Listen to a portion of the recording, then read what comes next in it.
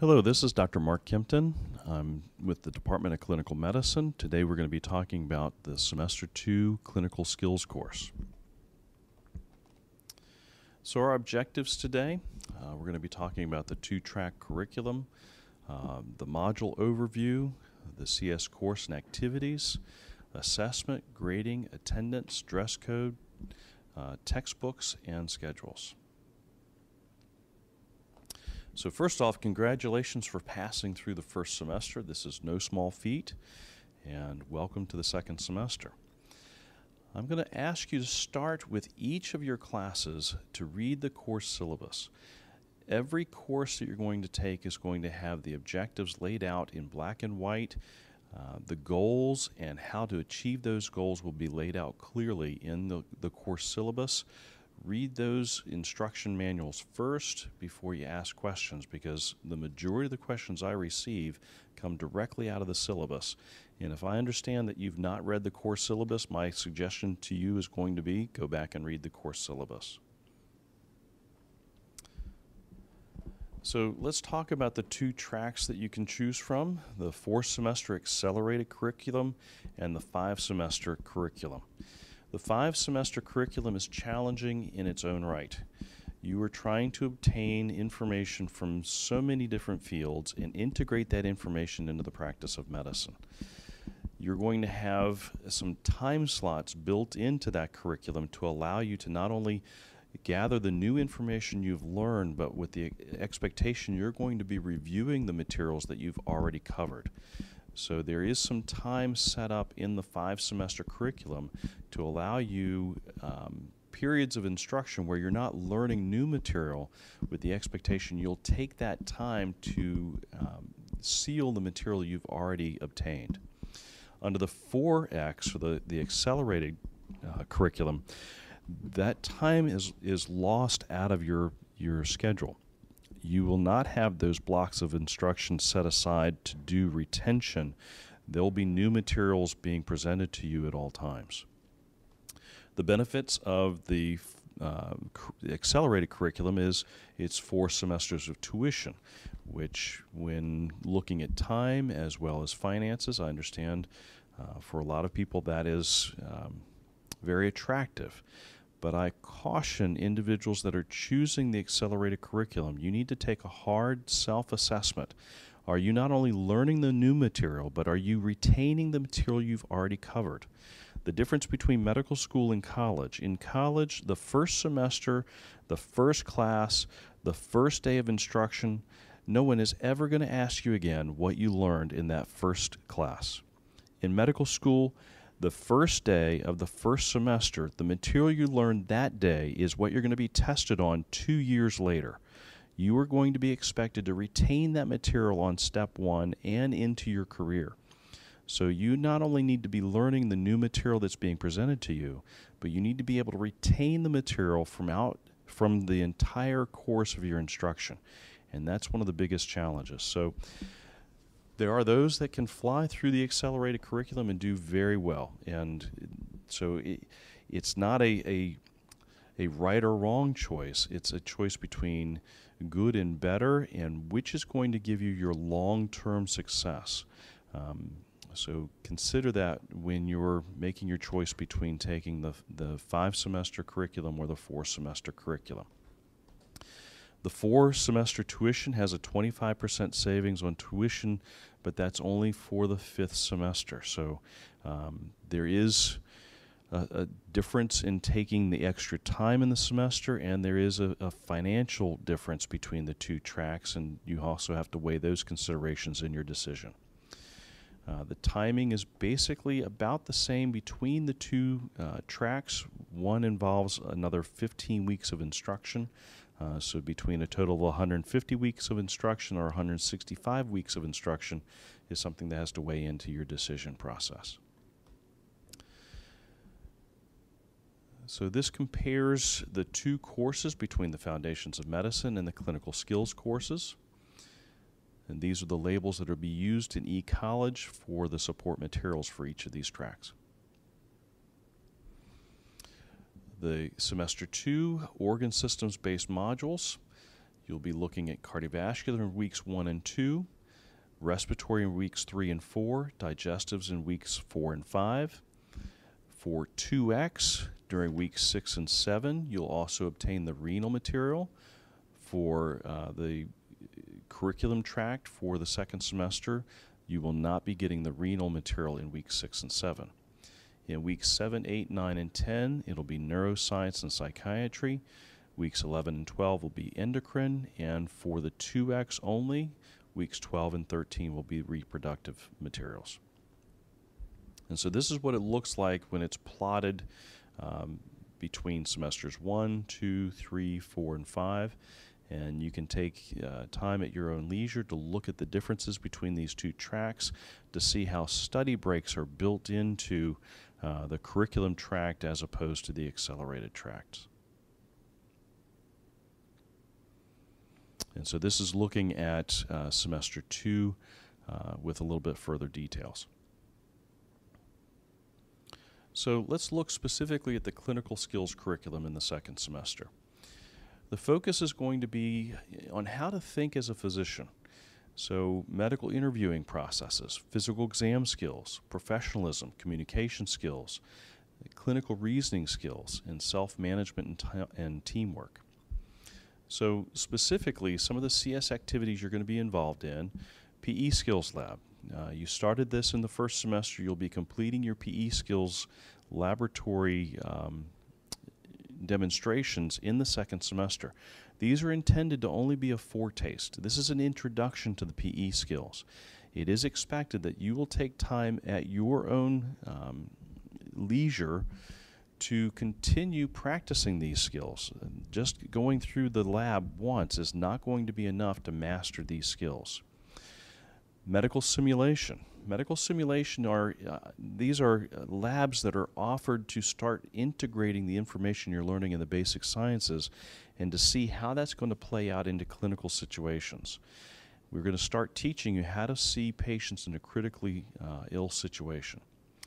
Service learning opportunities begin in the second semester, as well as small group learning, individual skills training.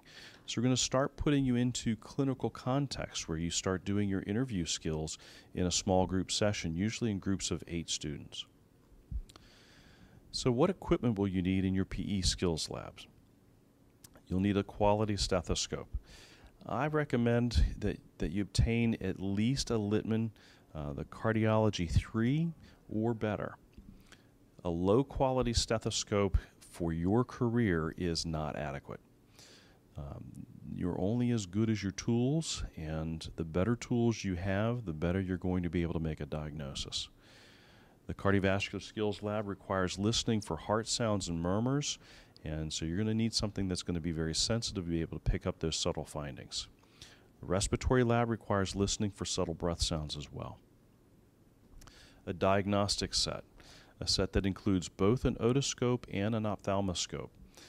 Welsh Allen is a good brand, but it is rather expensive. There are some other brands that are on the slide that are recommended, I think are just as valuable and less expensive. And Amazon.com, you can find these tools online for reasonable prices. Other miscellaneous tools that you will need. You will need at a minimum a 128 Hertz tuning fork, and it needs to be a 128 Hertz tuning fork. You also need a reflex hammer. You'll also need a blood pressure cuff, not a digital. You'll need one that is a manual blood pressure cuff. You'll need some sources of cotton balls or wooden cotton tip applicators to do light sensitivity touching. You'll need a pen light, and you'll need a pocket Snellen visual acuity chart, preferably one that's read at 14 inches away from the patient. So your CS activities, the physical skills labs, these are all provided with a video and support documents that are posted on eCollege. I highly recommend that you review those videos before you go into the lab. The video documents are posted and ongoing for self-study. You are examined in your minis and finals regarding how well you do these physical exam skills. The exam questions come from the lab handouts that are posted on eCollege. So this is content that is high density in material that you will be tested on. So the PE skills, you'll have a preceptor for each PE skill lab. Your grade is going to be based on preparation, professionalism, punctuality. The dress for different labs, dress will be different, and that will be posted on eCollege as to what those expectations are. We expect a novice level of experience. We do want you to come in prepared. We don't expect perfection. We want you to be learning these skills, but we're not going to expect that you get them exactly right the first time. That's why we're here to teach. If you have a lab grade that you don't understand, contact the facilitator that did your lab exam. And don't wait to the end of the semester to challenge these grades. So let's look at the specific labs. The cardiovascular system, check your schedule. Again, there's a lot of moving parts in this curriculum, and there are changes that are made on a fairly regular basis. You need to check your lab, check your schedule each day. View the demo before showing up for the lab. Bring your stethoscope and dress professionally. There will be a patient present, so you will be required to wear ties. Ladies, you'll need to be professionally dressed. So if you are bending over, leaning, stretching, make sure you're wearing clothing that's going to remain modest while you're doing your exam. The respiratory lab, again, check your schedule, review the video, bring your stethoscope and professional dress. Again, with this lab, there will be a professional patient, so you need to be professionally dressed. The abdomen 2 lab, check your schedule, review the video, bring your stethoscope, as well as the other course, the course documents on eCollege will list the other materials you need to bring to this lab. There will be a professional patient again, so you will need to be professionally dressed. The Neuro 1, Neuro 2, and Neuro 3 labs, there will not be a professional patient, so blue scrubs are okay to wear. You can also dress professionally if you'd prefer. For these labs, again, there are other materials you will need to bring to these labs, so make sure you check the eCollege course documents to bring all of the materials that you will need. This includes a pen light, a 128 Hertz tuning fork, and cotton swabs.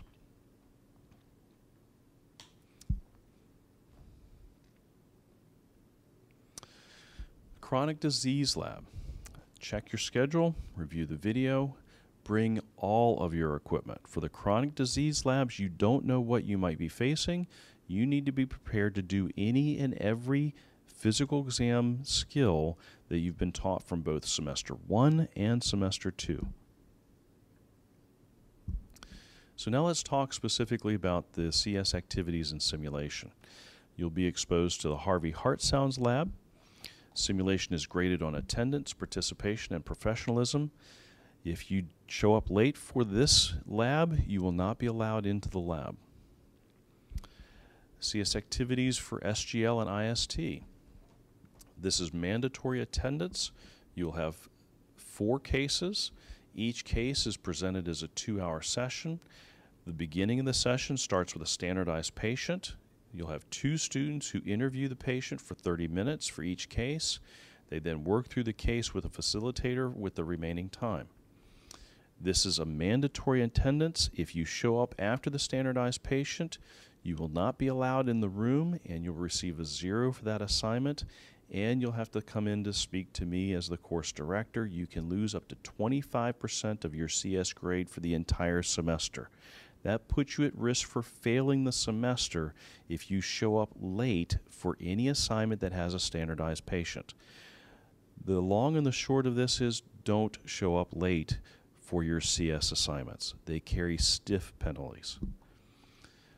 The second session is involving research of knowledge gaps and physician thinking, and also reinforcing the knowledge and understanding of the lecture content.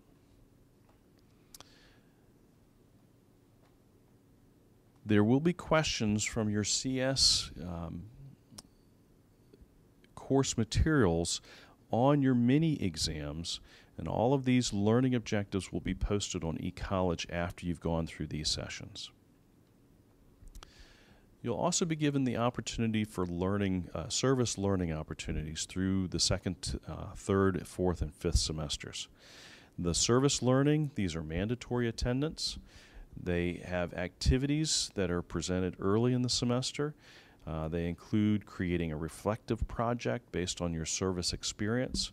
This must be completed by week 9 of your 4X or 05 semester. So this can be done anytime between the second semester and week 9 of the 5th or your final semester.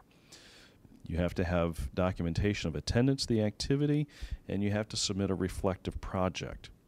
Passing review of the reflective project.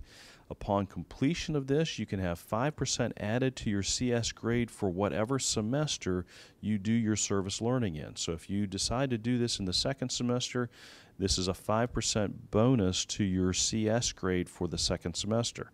If you decide to do this in 4X, then it'll be added to that semester. Whatever semester you do your service learning project in, that's the semester that you give the extra points in. The service learning activity. There's a manual that's posted on eCollege that gives you details to what this entails. So assessment. How do we assess your CS grade? This generates a letter grade. Failing the CS course equals failing the semester. You repeat the entire semester to include the basic sciences if you fail your semester regarding your CS grade. 70% of the CS grade comes from activities such as simulation, the PE Skills Lab, and SGL-IST. 30% of your CS grade comes from your final exam. So how do we do assessment? We detail our expectations for every activity in the documents that are posted on eCollege.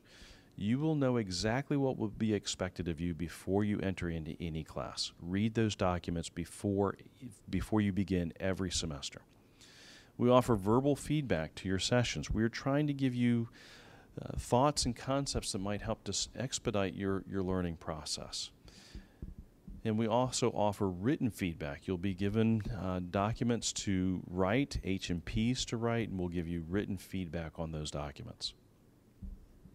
So how your grades are calculated, you'll have questions, or sorry, how, I'm going to edit that. Sorry, I'm going to edit from this point. Okay. So this is a slide that just shows how many questions are going to be given from each of your assignments from Mini 1, 2, 3, 4, and your final. And this gives you the number of questions from the CS materials that are on those exams. And so your practical exam.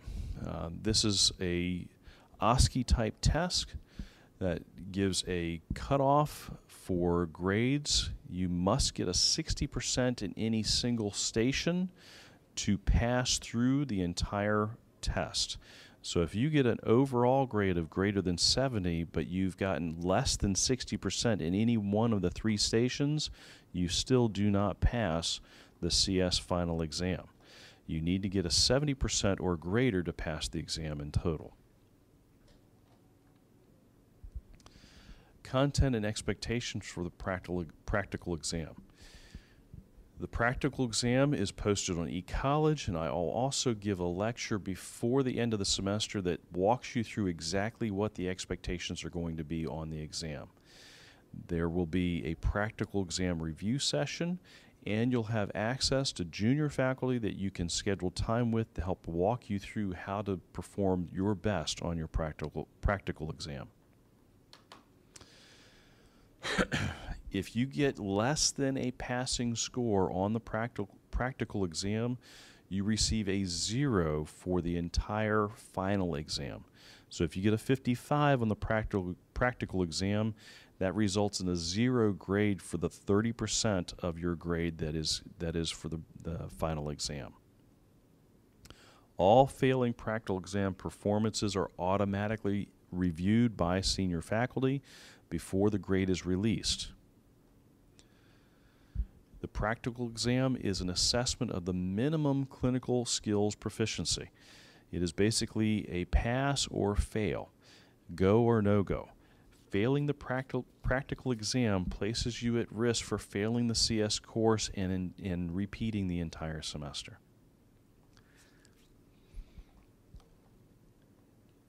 The long and the short of this is you need to practice your skills. These are skills that you were introduced to in the first semester, and if you've not been practicing them since that time, cramming for this exam is not going to be adequate. So schedule time with the junior faculty, practice these skills amongst yourselves. There are numerous clubs and organizations on campus that offer PE skills labs. Avail yourselves of all of these resources.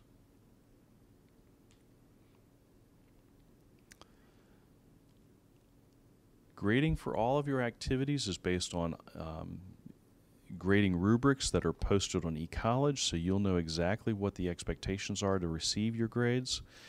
Faculty receive training, and we do calibration before all of our final exams. These are also reviewed by the department chair. If you do have questions about your grades, speak to your facilitator first. All failing CS grades are subject to team and department chair review. During the semester, we intervene when students appear to be at the risk of failing the CS course. We expect our students to monitor their own activity grades and to manage any concerns in a timely manner. Do not wait to the end of the semester to ask questions about a grade you might have received.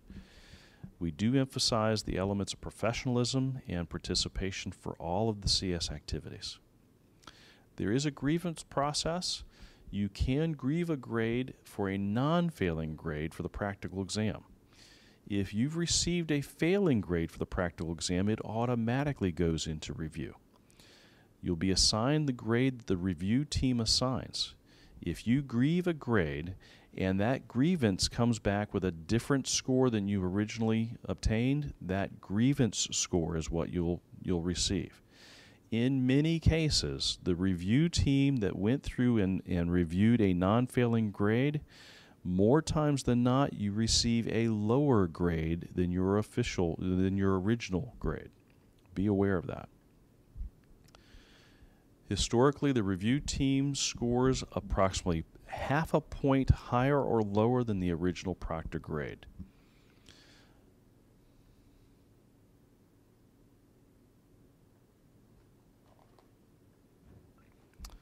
So when you decide to grieve a grade, be very careful. Be sure that the grade that you received was out of the bounds of what you feel is reasonable. We take great strides to try to have consistency across our program. We have every confidence that our grading is fair. We have all of the final exams videotaped so we can review these, and we take great strides to make sure that there is consistency across the program. But that does not mean that there are not times where being able to grieve a grade is in your best interest, so just use that with caution. Remediation. For students who fail the practical exam but pass the course, there will be remediation. You can pass on to the third semester failing the CS final exam, but you will be asked to remediate during the third semester. This may occur during the break or before classes start or on the Saturday after the first week of classes. So it pays to pass the practical exam the first time in more ways than one. Attendance policy. You can receive an excused absence from only one of two sources, either through student affairs or the health clinic. These are the only two places where you can obtain an excused absence. As the course director, I cannot give you an excuse. These must be obtained through either the health clinic or student affairs. There are no makeup sessions for missed assignments. Missing an SGL or any other clinical skills course with an excused absence, you'll receive an 85% for that session. Unexcused absences, you will receive a 0 for the missed session. You will receive a significant grade reduction in your CS course. That's for the entire semester. If you do not have an excuse, and you've missed an assignment where a standardized patient is present, you can lose up to 25% of your entire CS course grade. That means if you get 100% on every assignment, you get a 75% for the semester. The long and the short of this is, do not miss assignments where a standardized patient is present. And if you have to miss an assignment, you need to have an excuse either through student affairs or the health clinic. Those excuses need to be obtained within 24 hours after missing the activity. Longer than 24 hours puts you at risk for getting an unexcused absence, and I cannot stress enough how severe those penalties can be. Dress code. Again, the dress code is going to be posted in your e-college documents on the syllabus for every assignment. For your simulation labs, blue scrubs are the order of the day, but again, you can dress professionally if you'd prefer. The textbooks for the CS course are Bates Guide to Physical Exam. There is a 12th edition that's out now, and the Fundamentals of Healthcare Improvement from Hedrick and Orgic, 2nd edition. Schedules will be posted on eCollege. Check your eValue schedule. Sorry, not eCollege. Check your eValue schedule regularly for updates. Synchronize eValue with your Google Calendar at the beginning of the semester, but you do need to check this on a daily basis with eValue, because if it's not updated, you might miss changes that have been made throughout the semester. Do check your email daily. We hope you the best during your second semester, and we'll look forward to seeing you soon.